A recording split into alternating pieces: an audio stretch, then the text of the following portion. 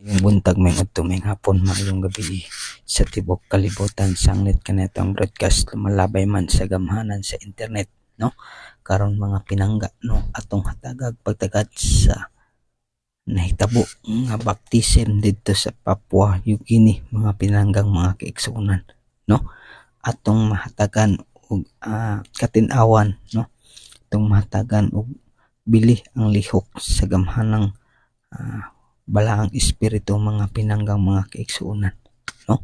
Diri ato makita nga pila ka libo ang midawat sa santos nga bautismo sa Seventh-day Adventist, mga pinanggang mga kaigsuonan dito sa Papua New Guinea, no, gikan sa April hangtod sa May, mga pinanggang mga kaigsuonan, no.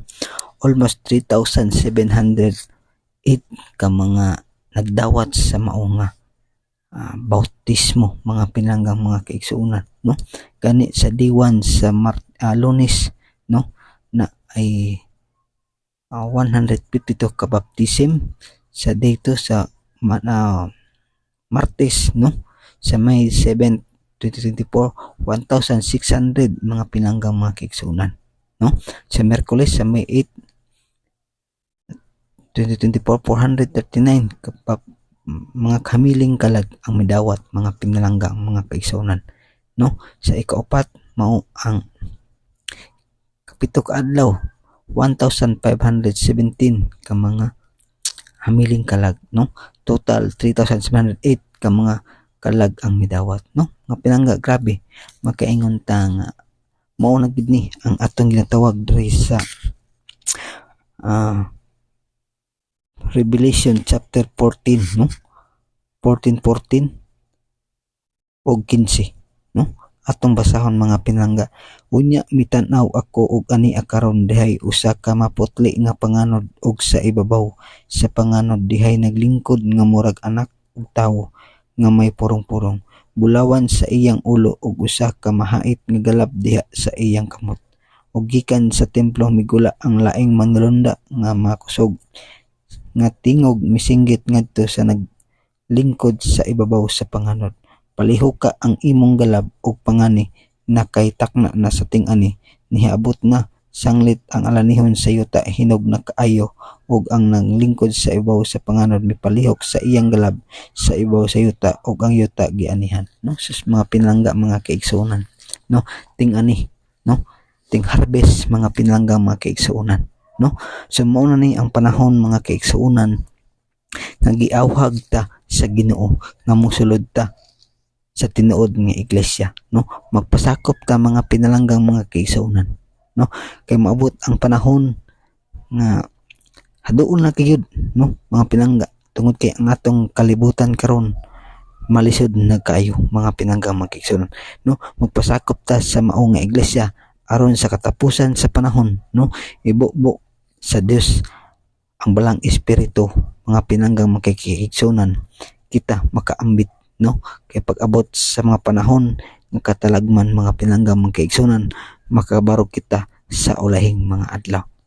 Muna mga pinangga nga dili kadua-duaan karon ang atong panahon, no. Kani nga baptism mga pinangga wa gyud makalupig niini, no.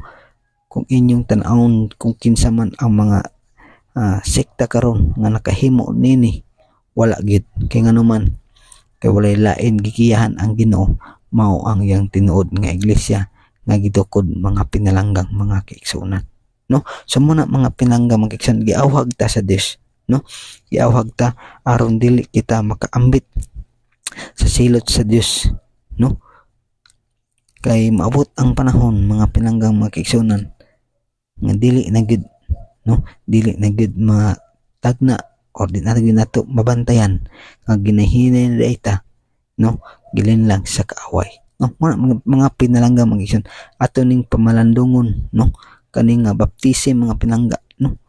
Kung nakadungog kamo sa mga radio station, social media nga mga Seventh-day Adventist mga pinanggang mga kaigsuonan nag-awhag kaninyo, no, nga mahitungod sa pulong sa Ginoo, patalinghogin ninyo mga pinalanggang mga kaigsuonan, no, kay walay lain nagwali karon mahitungod sa kamatuoran pinaagi sa prinsipyo sa Biblia gawas lamang sa Seventh-day Adventist mga pinalanggang mga kaigsuonan. no? Muna mga pinangga atong timan-an nga dili og dili gyud kita mulungtad ning kalibutan, no? So ang Ginoo naghawag kanato nga kita magpatalinghog sa iyang mga pulong, no, aron kita may sakop diha sa iyang turil, no? Kung atong basahon mga pinalanggang mga kaigsuonan, no,